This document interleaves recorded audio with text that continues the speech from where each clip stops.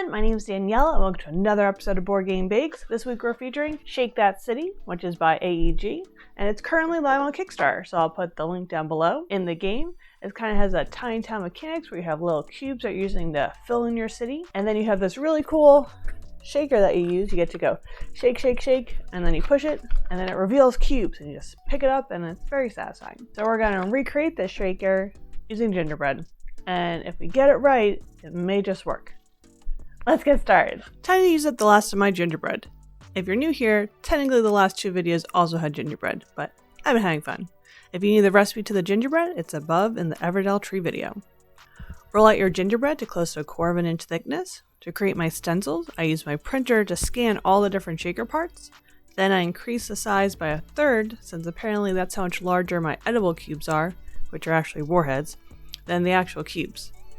After failing once, I recommend just cutting rectangles out the same size as the side pieces instead of using the actual piece.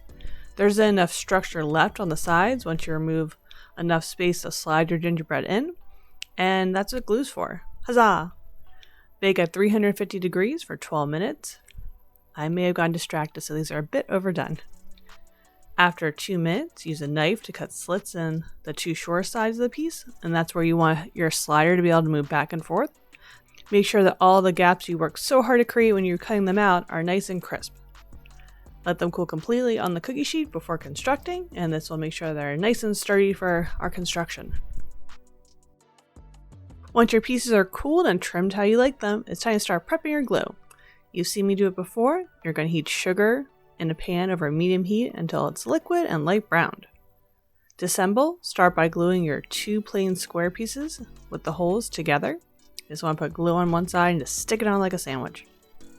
Then start your sides. You may need to trim the middle piece so it fits nicely together.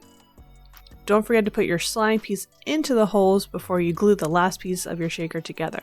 Otherwise, there's no way it's getting in there. Then it's time to attach your top. You may need to put a little extra caramel or gingerbread to make it slightly larger, since our sides are on the outside of our shape, because we can't actually fold it up like the actual game piece. Once you have that all together, let it cool a little bit, and then you're ready to decorate. So you want to roll out some yellow fondant. I decided to use fondant instead of royal icing, so this way I could have yellow on the sides as well as the top of the cookie. Drape the fondant over your creation and start smoothing it down. You want to have some royal icing on hand in case you need to use it to help it stick to your gingerbread. And you also need to cut out some holes, so you need holes for both times of your movable piece. And that is a key part where I did use the royal icing to stick it underneath and make sure that stays in place. And you have to make sure to cut out the hole in the top, like I almost forgot to. While you're here, make sure you hit subscribe for new videos every Tuesday. Thanks! Time for our decorations. This bake requires some thought for the construction, but it's at least pretty simple to decorate. Start with writing "Shake That City" on the top. It helps use an edible marker first before using some red royal icing. Use white royal icing for the "that" in the title.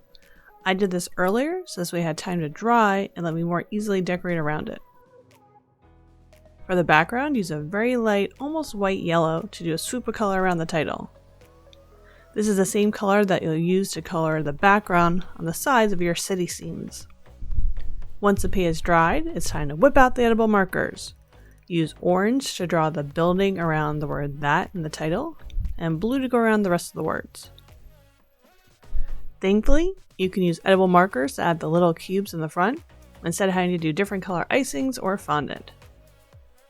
Outline the letters in a thick white royal icing, and this way it'll match the picture.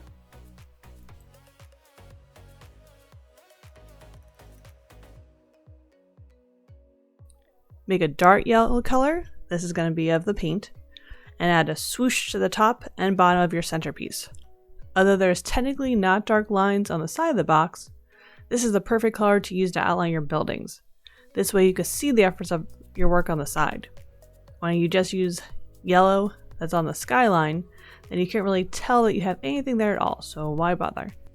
This way when you're using that light yellow color to the skyline, you could actually see all the work that you're putting into it. You're going to use the light color for your skyline, and you're also going to use it for the push and the arrows that go in the front. You could be done now, or as a final touch I add an extra layer of red royal icing to the title so it really pops. Now you're ready to shake that city.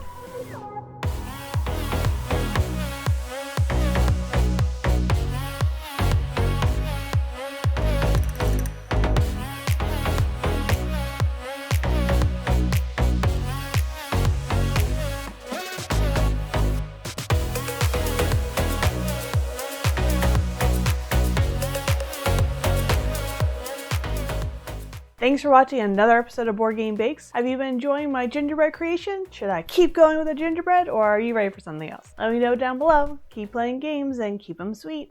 Bye!